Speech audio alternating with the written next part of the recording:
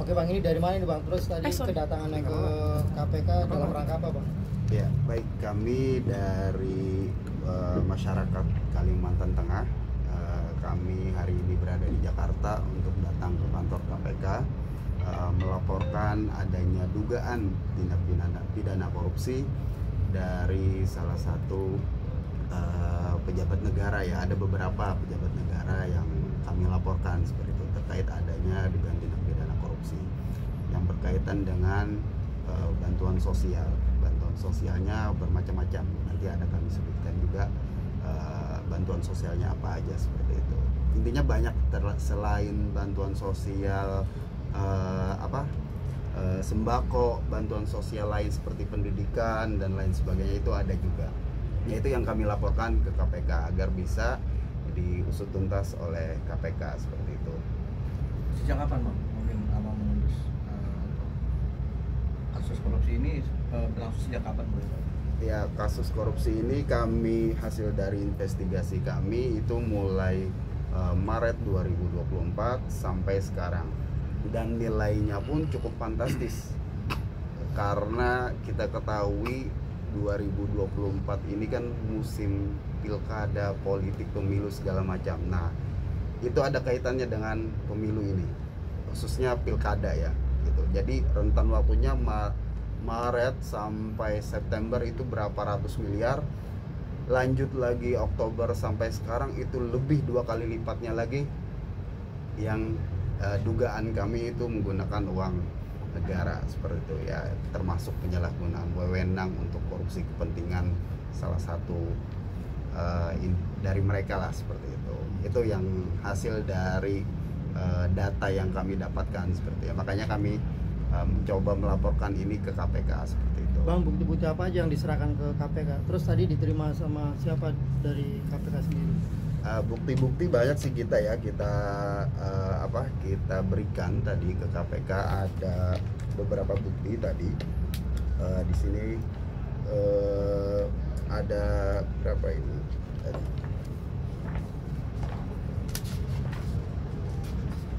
Sekitar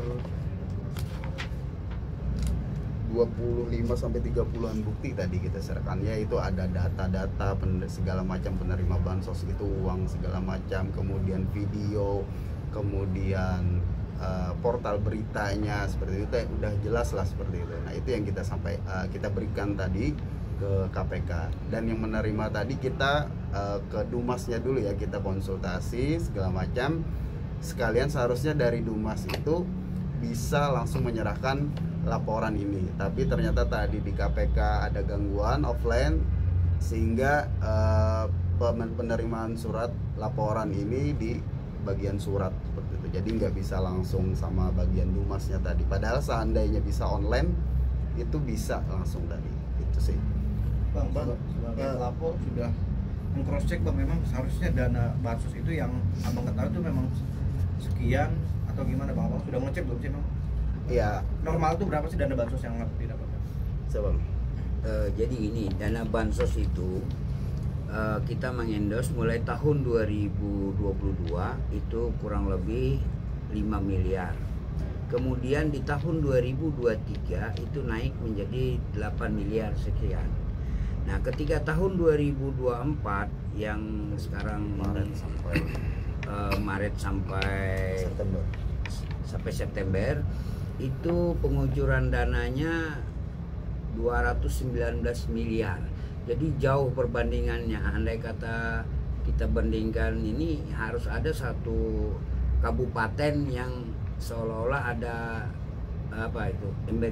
tenggelam atau apalah itu, sehingga dana itu lebih besar dikucurkan. Ternyata setelah kita teliti 13 kabupaten 1 kota untuk wilayah Kalimantan Tengah tidak ada yang seperti itu gitu. Artinya normal-normal saja. Berarti kami menduga dengan kucuran dana yang fantastis itu, maka ada penyalahgunaan wewenang di situ untuk bantuan sosial. Dan saya tambahkan lagi ya, dan bulan Oktober ini saja itu langsung 2 kali lipatnya naik tadi 300 miliar Padahal dari Maret sampai September itu berapa bulan 200 miliar saja, ini cuman bulan Oktober ini saja nambah lagi 300 miliar. Jadi total itu hampir 500 lebih. Karena udah mulai masuk politik. Jadi korupsinya ini terkait penyalahgunaan kewenangannya itu. Karena ada unsur politiknya untuk memenangkan salah satu pasangan calon seperti itu. Di situ. Bang, dana bansos itu nyampe ke masyarakat full atau gimana Bang? Mungkin ada jadi audit sendiri gitu. Ya oke. Jadi sebagian memang ada yang full, tapi ada juga yang berkurang sedikit lah. Memang kurangnya nggak terlalu banyak sih, khususnya masalah beasiswa. Jadi misalkan dapat 2.500.000 ya beasiswanya, terus dia ambil 2.200.000, seharusnya masih ada 300 kan, harusnya gitu. Tapi ternyata dicek sisa 100.000, jadi otomatis hilang 200.000. Kali penerima manfaatnya 20.000 mahasiswa atau siswa, kali berapanya itu yang 200.000 kali berapa seperti itu. Akumulasinya memang kalau dihitung per orang nggak kecil sih ya, 200.000 sebenarnya kalau kita hitung. Tapi kalau kaliannya 20.000, 50.000 siswa dan lain sebagainya, itu kali item-item yang lainnya seperti itu. Nah itu kalau dihitung banyak juga uangnya gitu, kalau kita hitung seperti itu. Bang, perkiraan kerugian negaranya sendiri berapa ditaksir? Nah karena ini kan menyangkut bantuan ini ya, bansos. Kalau kerugian negaranya itu memang kita nggak bisa lebih detail ya, tapi yang jelas yang kita maksud di sini penyalahgunaan wewenangnya itu. Nah ini ada nggak sebenarnya masuk dalam perencanaan seperti apakah ini hanya program dadakan atau gimana seperti itu? Kok bisa langsung fantastis angkanya itu ya? Kalau kita lihat bandingkan di tahun-tahun sebelumnya nggak sampai segininya gitu. Ya normal biasanya aja. Tapi ini yang mau pemilu pilkada ini yang fantastis. Nah di situ yang termasuk korupsinya itu penyalahgunaan wewenangnya itu yang kita lihat. Nanti biar KPK lah yang mencari berapa nilai kerugian yang diambil, aliran dananya itu seperti itu.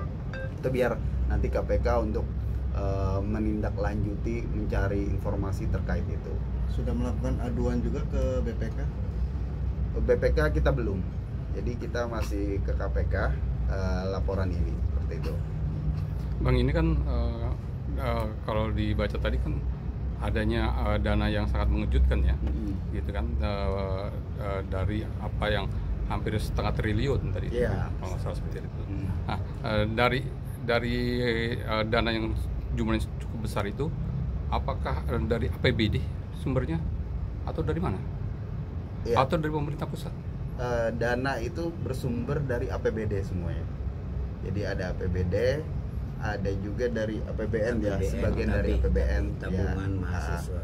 Jadi ada dari APBN, ada dari APBD seperti itu yang digunakan oleh pejabat negara ini seperti itu. Abang sendiri mewakili masyarakat atau dari lembaga mana? Oh ya, kalau kami dari perwakilan masyarakat. Jadi ada bertiga yang melaporkan. Pertama saya, yang kedua Bang Karlan, dan ketiga ini abang yang satunya. Sama satu ada lagi yang berada di Kalimantan Tengah, cuman nggak bisa hadir karena ada kegiatan sesuatu. Boleh disebutkan organisasi masyarakatnya? Oh, kalau kami semua berprofesi sebagai advokat. Jadi kami semua advokat yang melaporkan ini ya perwakilan dari masyarakat, sekaligus juga kami tahu tentang hukum, pengen menegakkan hukum itu yang seadil-adilnya seperti itu. Jangan sampai hal ini kok nggak digubris seperti itu. Padahal kita sendiri sebagai masyarakat Kalimantan Tengah tahu nih ada masalah. Nah kita sebagai orang hukum yang ngerti hukum harus bertindak juga seperti itu, biar membantu penegak hukum yang lainnya untuk menegakkan itu.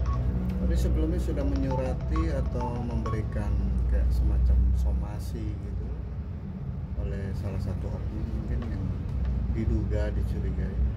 Kalau somasi sih kita nggak ada ya, nggak ada. Jadi langsung aja kita melaporkan ini ke KPK. Oke, besar harapannya apa Bang dengan abang melakukan upaya pengaduan terhadap ke KPK? Ini tuntutannya Bang, mewakili warga sana, apa tuntutan abang untuk terlapor ini Bang? Kalau kita sebagai warga negara masyarakat, kebetulan aja profesi kami pengacara. Jadi kami kalau bahasa somasi tadi tidak ada orang yang memberikan kuasa untuk seperti itu, ya kan? Karena kita warga masyarakat, kebetulan profesi kami pengacara. Nah, di sisi lain harapan kami untuk menunjang program pemerintah pusat juga, apalagi kita mendengar pidato-pidato Presiden Prabowo Subianto akan memberantas. Nah, inilah salah satu kami masyarakat Kalteng khususnya, yang untuk kami pribadi melihat kok ini ada gitu. Nah, lalu kita berupaya membuat analisa. Nah, setelah itu kita ada menemukan diduga ada pelanggaran kewenangan, karena tadi dari tahun ke tahun tadi kan. Nah, itu artinya salah satu juga membantu pemerintah pusat, khususnya dari pidato-pidato presiden yang lantang lah bahasanya kan, untuk pemberantasan korupsi ini tidak ada yang kebal hukum katanya kan.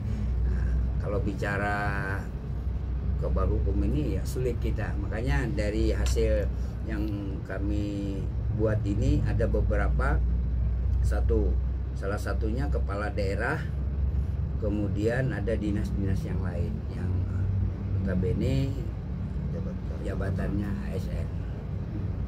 Berarti ada berapa orang yang diadukan ke KPK?